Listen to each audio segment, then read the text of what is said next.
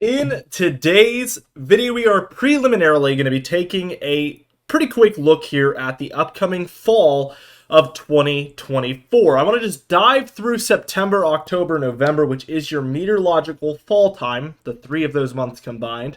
We're going to be taking a look at the temperature and precipitation anomalies for those months and really diving into what the pattern could look like. We'll also be going over some of these models' biases, where we see a lot of these models calling for certain things year over year over year, whether it happens or not. And we'll be discussing overall what I think the tropics could look like, as the fall time plays a massive role in that as well. So be sure to leave a thumbs up and comment down below what you think of this video, as I'm going to dive really deeply into some of these subjects. Let's start out with your European seasonal model. You guys might know that the European model is known for being one of the best. The seasonal model is pretty good as well. I don't think any seasonal models are too good. I think that's the main problem, is none of them are, really great. Otherwise, we would always have a really firm grasp of what to expect, which we obviously don't.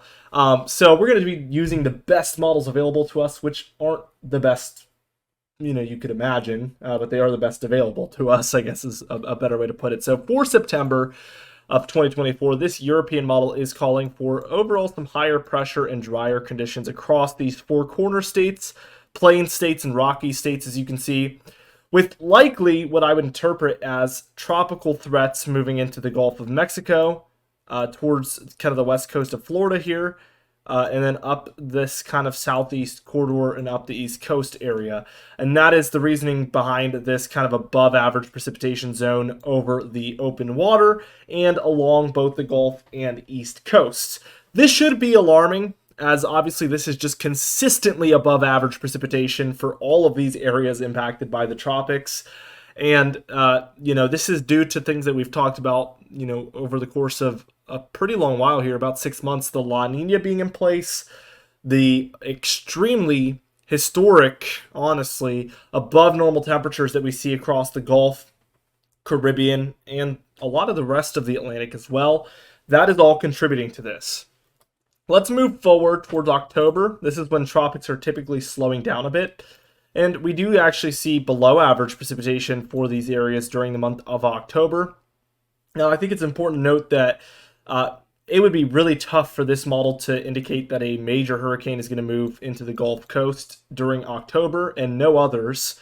So take that, as kind of a learning lesson here. If we were to see 15 inches of precipitation from a single tropical system here, it would throw whoever's impacted into the far above average precipitation category, and there's just no way to predict that months out. So that is the major caveat to a lot of these long-range forecasts, is that one major system, very short-lived, could throw off an entire seasonal forecast for some folks. But overall, this model is indicating below average chance of landfalling systems here across the Gulf and the East Coast. And with the current sea surface temperatures and the La Nina being in place, I have to strongly disagree. However, anything's possible, of course. But I think if this model ends up being correct, it's purely based on chance, because everything is pointing towards above average activity. And we even see indications that there's going to be above average activity in the southern Gulf, the Bahamas, the southern Caribbean, and some of the eastern Caribbean as well. So with that in mind, typically we would expect to see some threats moving further northward out of these areas.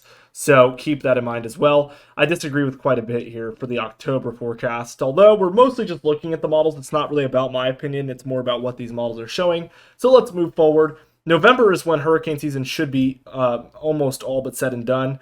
We do see drier conditions again across the southwest, the Gulf Coast, up some of the East Coast as well. Once again, just like October, with some above average activity here for the Great Lakes, Ohio Valley, Northeast, which keep in mind for later in November that some of this could be snowfall for some of these areas. I know winter is just wrapping up, so a lot of you don't want to hear that, but that is the case. Some of this might be snowfall, and in the Northwest here for the Cascades or Northern Rockies, certainly this could be snowfall as well. But drier across the Southwest and into the Gulf states, which is very common with the La Nina. So this is very on par with likely what my thinking would be, at least for the continental United States. Let's take a look at the Canips model. Let's see where this model agrees and disagrees. September, below average precipitation along the Gulf and Southeast. I definitely think not on that one. I do think that the Northwest could have some above average precipitation. Same story for the Northeast and the Great Lakes, but these areas being below normal, I highly doubt it for September.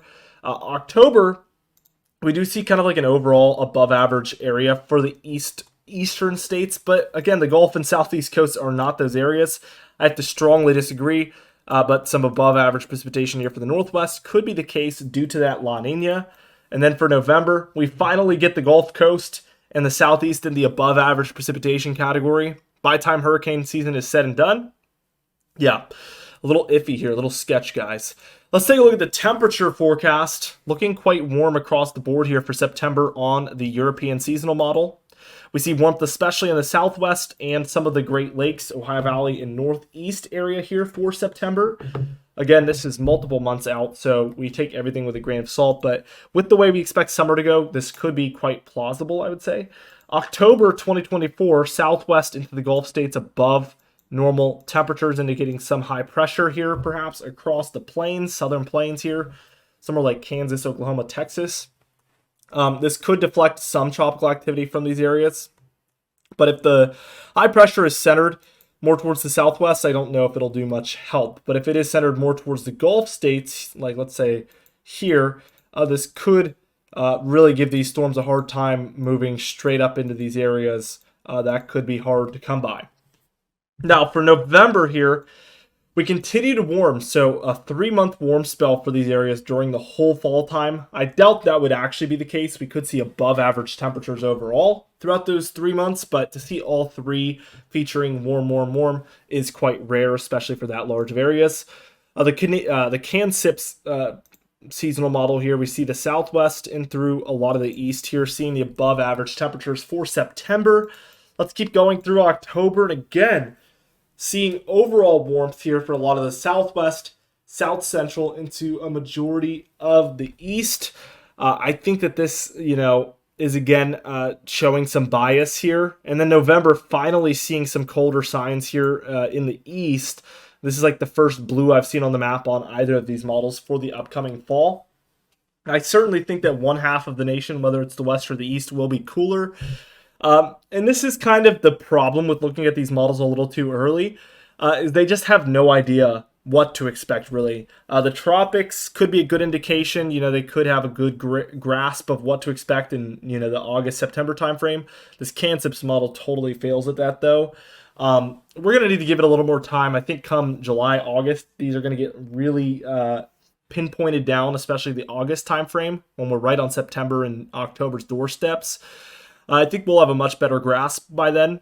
For now, relying mostly on La Nina and the opposite of El Nino is going to be the best thing to look at, which would indicate above normal precipitation, especially in these northern areas like the Northwest, Upper Midwest, and Great Lakes, Ohio Valley, and below normal precipitation across the Southwest and Southeast here, even the South Central states, as well as some cold intrusions here, especially through the Central states, would be my current thinking just based on our La Nina status, so keep that in mind. Anyway, guys, be sure to subscribe as we do upload every single day. You can even hit the bell icon for daily notifications when we upload so you never miss one. Be sure to like the video if you did enjoy it, leave a comment down below, and I'll see you guys in the next video.